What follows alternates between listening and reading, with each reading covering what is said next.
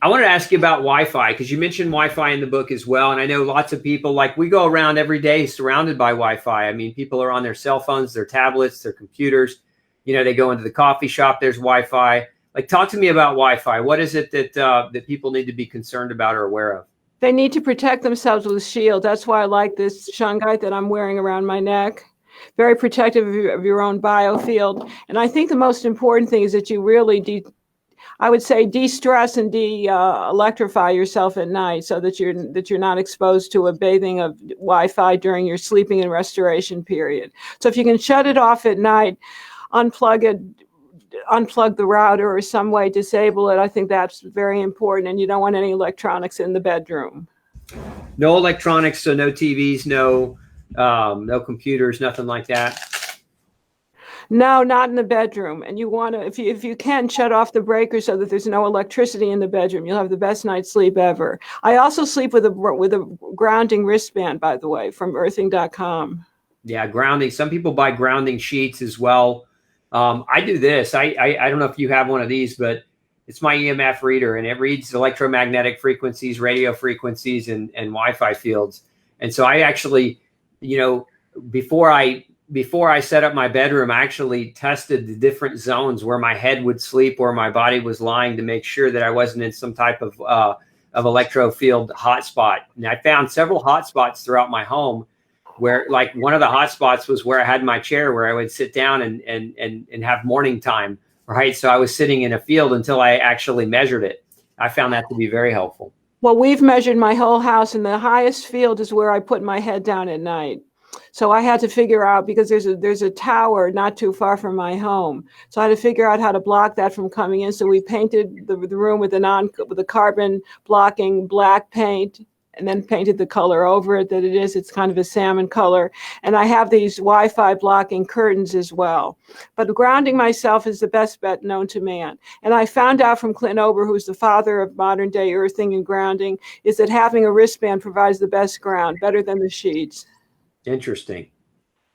And it's less expensive. It's much less expensive. So wristbands over sheets. There you go. But outside over wristbands, right? If you can. I live in northern Idaho. I don't always have the luxury of being able to put my feet in the bare earth. When I do, though, I love it. Yeah, for sure. Summer months, right? I bet are you guys warm yet? We're getting there slowly. Good. Okay. Next question I got for you, one I was interested in, is the forbidden food that makes your skin, joints, eyes, arteries, and brain feel years younger. I'm interested in that because it grabs my attention. What is that forbidden food? It's the omega-6s. Do you remember when I talked to you months ago about hemp seed oil? I remember that. Hemp hooray, that's a mantra, hemp hooray. Well, we find that it also blocks radiation, apropos to our previous discussion, and it's very, very healing for the mucous membranes of the skin. So 1 to 2 tablespoons a day makes eczema and psoriasis go away. It's absolutely magnificent for that. And it's also good for infant cradle cap, good as a moisturizer, and it's good for the joints, good for the brain, good for the heart. It's good for anything that ails you, whereby you're finding that there's a lot of oxidative stress. It's very, very helpful and very deficient. Most people are deficient in GLA. It's a high source of gamma-linolenic acid. So is that you're recommending hemp oil as omega-6, but not necessarily other forms of omega-6? Exactly, because not all omega-6 is created equal. See, only you get that, Dr. Peter Osborne. The rest of the world just demonizes omega-6 and they leave out the good GLA. Yeah, GLA critical aspect. Borage oil, another good source. Black currant seed oil, evening primrose oil. You got it. So I'm in love with GLA. Okay, and you like hemp. Is there a particular brand of hemp you prefer? Nutiva. It's organic hemp seed oil. Okay. I knew that was minus the THC. Okay, absolutely minus THC. Do you ever use, are you a big fan of cannabinoids, just like using the cannabinoid, heavier doses of cannabinoids for people? I find that it works like a miracle with some people, and other people it doesn't. I'm not sure why, but I think it's very good for any neuroprotective issues. Yeah, I find the same thing. It either works really well or it doesn't work at all. It's really funny how that is. We're so biologically unique. I mean, we're not created equal when it comes to our biology. Yeah, no doubt about it. Let's see here. So I'm just looking at this list of questions I wrote out that I wanted to ask you, looking at which ones are more, pertaining to our conversation here. They're all pertaining to health and well-being. Yeah, it's what you're about. So talk to me about how me search turned into the research. Well, I mean, I'm 70 years young, so of course I'm interested in my mortality and enlightened self-interest. So everything that I talk about, from the heart to the brain to the hormones to the bones to the skin to the hair and the nails, I mean, I have personal interest in, and that's why I did a lot of my research. So if I find something that works for me, I want to share it with everyone else in the world. Absolutely. So you're at an age where you have an advantage of not just talking about it, but actually living through it. And I think that's important. It's part of the reason why I still practice. So many people, stop practicing. And I think there's a loss of edge when that happens. Well, my teacher was 84 when I first met her. She died at 106. So my whole vision of aging and my model of aging is a little different than most people's. I believe you still have to get up, have a place to go, and then put your head down at night and get up again in the morning. So so aging is not aging to me. It's saging. We should be talking about saging, not aging. I love that. Saging, not aging. I was talking to an insurance agent, and we had a conversation about death rates. And the average male dying at 78, and the average female dying, I think it was 82, according to the actuarial tables. But it's interesting the way the conversation turned, because he brought up the fact that insurance salespeople die earlier. They actually die according to the actuarial tables, because that's what they're outselling their insurance by, is the average life expectancy. So they create a self-limiting belief in their own mind. Oh my gosh, that is incredibly interesting, and how sad that is. So it's all about having a miracle mindset, for heaven's sakes. And these people that are super agers have a miracle mindset, by the way. They overcome, they don't just succumb. Yeah, absolutely. You're not just drolling through and living through the punishment of life. You're enjoying every step and every breath. And I think that's a super important notion for really healthy aging. And to have a lot of physical contact and emotional contact with one another, whether that's virtual, whether that's in person, that's important. Daily exercise is important. Sometimes restricting calories can be important, and intermittent fast once in a while important. And I also think it's important to have daily work so that you have a meaningful occupation or volunteering. Yeah, one of my favorite books is Purpose Driven Life. And just about having a reason to get up and function and do in the day, right? So many people retire to die. I know. My father's idea of retirement was 3 jobs instead of 4. So I have another good role model. Yeah, I know. I don't ever plan on retiring. My wife says, you'll never retire. You love what you do too much. And I agree with her. I feel the same way, Dr. P. So you mentioned a lot of things in that just you said physical touch, right? Love, connection, human connection, very important. Very important. I talk a lot about it in the book. I mean, people can die of heartbreak just the way they can die of a heart attack. So all that is so important. And also to really deal with the hidden emotions that could be stuck in your tissues. They used to say the issues are in your tissues. I think that people have to really search hard for any of the childhood trauma that could be holding them back, and do whatever it takes to kind of neutralize that traumatic experience.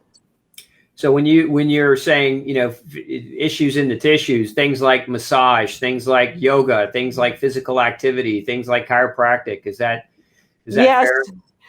Yes. Any kind of motion. I think the physical motion and the physical exercise and the touching is so important to kind of get all these things to the surface. I think it's more important to do it from the outside in than inside out. It's much more effective. So that's interesting, because nutrients are outside in and physical touch is inside out. Is that what you're saying?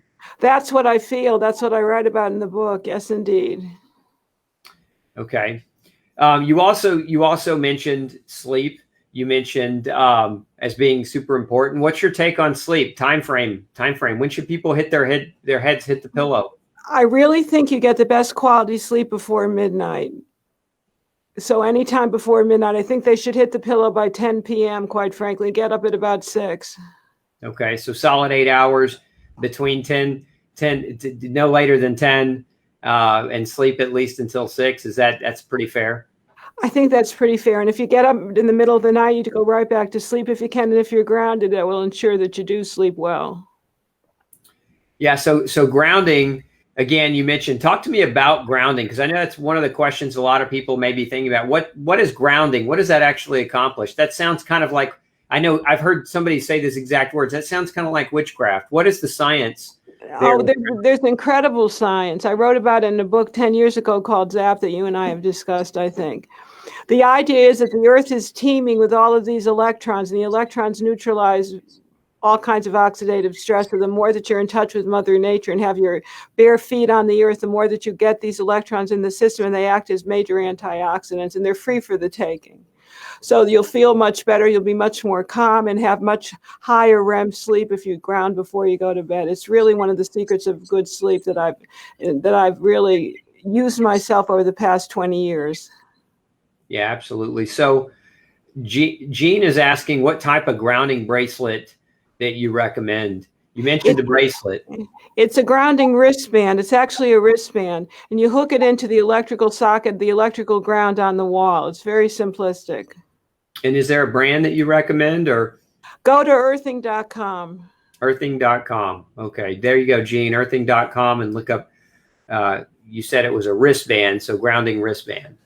Yeah, and if you're not feeling good, if you've got any kind of inflammation, it tamps down inflammation. You can actually get little diodes to kind of hook yourself into as well to get rid of the inflammation. It's a wonderful secret of healing and health. I think it's one of the biggest secrets that I've uncovered, again, in the past 20 years.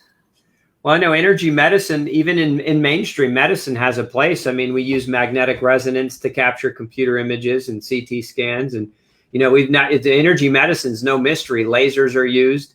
A lot of chiropractors are using cold level lasers and other things to change the frequency of the light that cells emit that help them kind of get back on a faster healing track. So to me, sure. And there's red light healing is now taking off. It's all part of the energy spectrum. These are healing energies, frequencies that we all should be aware of. But the easiest way to hook into that is to put your feet on the ground or do some sort of grounding or earthing.